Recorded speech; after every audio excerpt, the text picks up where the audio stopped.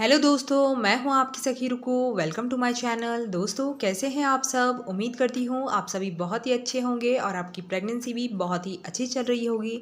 और दोस्तों, आपको कोई परेशानी है, प्रॉब्लम है प्रेगनेंसी के दौरान, तो आप मुझे कमेंट करके ज़रूर बताएं। मैं आपके कमेंट का रिप्लाई करने की पूरी कोशिश करूँगी। दोस्तों, जब भी कोई महिला माँ बनने वाली होती है तो उसके मन में बहुत सी एक्साइटमेंट होती है अपने बेबी को लेकर कि उसका बेबी कैसा होगा, क्या होगा। उसके जेंडर को लेकर भी वो बहुत ज़्यादा एक्साइटमेंट होती है कि उसके घर में आने वाला नन्हा मेहमान क्या है, लड़का है या लड़की है। और साथ ही साथ उनके जो हस्बैंड होते हैं या फिर उनके जो परिवार वाले होते हैं वो भी बहुत ज़्यादा एक्साइटेड रहते हैं। उन सभी को इस बात की बहुत ज़्यादा उत्सुकता रहती है कि उनके घर में आने वाला नन्हा मेहमान कौन होगा, बेबी गर्ल होगा या बेबी बॉय होगा।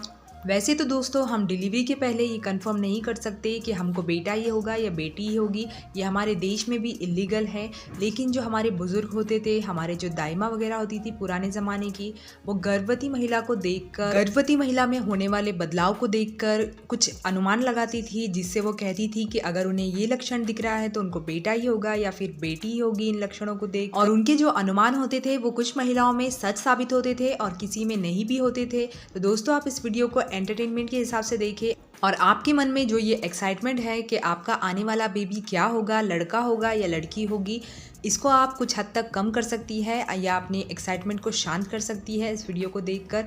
और आप इन लक्षणों से अनुमान लगा सकती है। आपको बस अनुमान लगाना है, कंफर्म नहीं करना है दोस्तों, मेरा इस वीडियो को बनाने का मकसद किसी भी तरह से लड़का और लड़की में भेदभाव करना बिल्कुल भी नहीं है और ना ही मैं इस चीज़ को बढ़ावा दे रही हूँ। तो दोस्तों, इस वीडियो में आगे बढ़ने से पहले अगर आप मेरे चैनल पर फर्स्ट टाइम आए हैं तो चैनल को सब्सक्राइब ज़रूर करें और ये वीडियो देखने के बाद अगर पसंद आती है तो इसे एक बार लाइक ज़रूर करें। तो चलिए शुरू करते हैं आज की इस वीडियो को। बात करेंगे दोस्तों सबसे पहले लक्षण की। तो ऐसा कहा जाता है दोस्तों कि अगर प्रेगनेंसी के दौरान आपके आँखों का रंग पीलापन सा हो गया है तो ये गर्भ में लड़का होने का सटीक लक्षण माना जाता है। अगला लक्षण है दोस्तों, ऐसा कहा जाता है कि प्रेगनेंसी के दौरान आपका जो यूरिन है वो डार्क हो गया है, येलो हो गया है, तो ये गर्भ में लड़का होने का सटीक लक्षण माना जाता है। अगला लक्षण है दोस्तों, अगर आपको प्रेगनेंसी के 7वें 8वें महीने में लूज मोशन होने लगे हैं, आप कुछ भी खा ले आपको टॉयलेट जाना ही पड़ता है, तो ये भी गर्भ में लड़का होने का सटीक लक्षण माना जाता है। अगला लक्षण है दोस्तों, अगर आपको 7वें 8वें महीने से बहुत ज़्यादा वाइट डिस्चार्ज होने लगा है और उसमें हल्की लाल धारियाँ आ रही हैं, तो ये भी गर्भ में बेटा होने का लक्षण माना जाता है।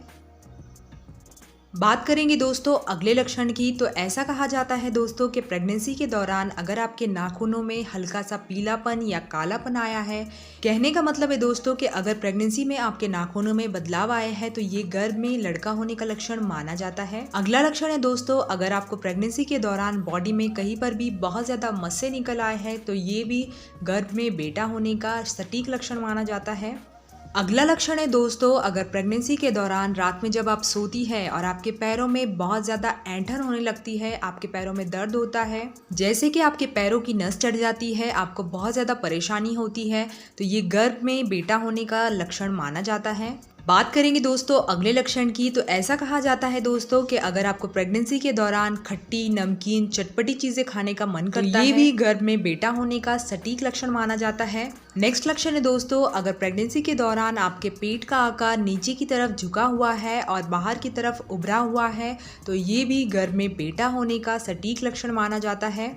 और वही अगर आपको दाई साइड के मुकाबले बाई साइड ज़्यादा भारीपन महसूस होता है तो ये भी गर्भ में बेटा होने का सटीक लक्षण माना जाता है। अगला लक्षण है दोस्तों, अगर प्रेगनेंसी के दौरान आपका पेट कम नजर आता है और 7वें महीने के बाद आपके पेट का आकार आपको अच्छे से बढ़ता हुआ नजर आ रहा है, तो ये भी गर्भ में बेटा होने का लक्षण माना जाता है।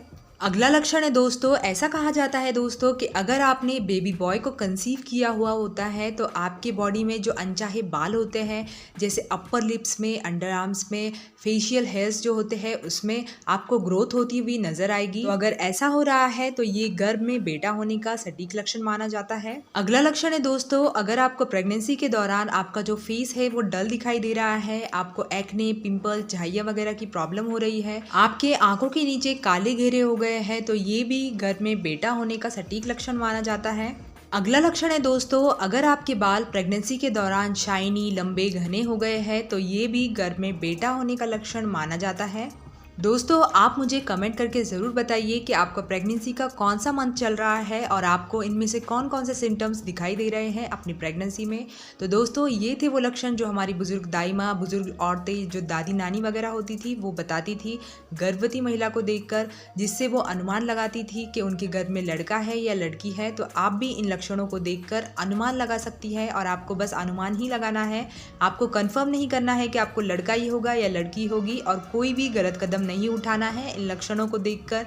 ऐसी आपसे रिक्वेस्ट है दोस्तों। तो दोस्तों मैं मिलती हूँ आपसे नेक्स्ट वीडियो के साथ, तब तक के लिए goodbye, take care, stay healthy, stay happy and thanks for watching.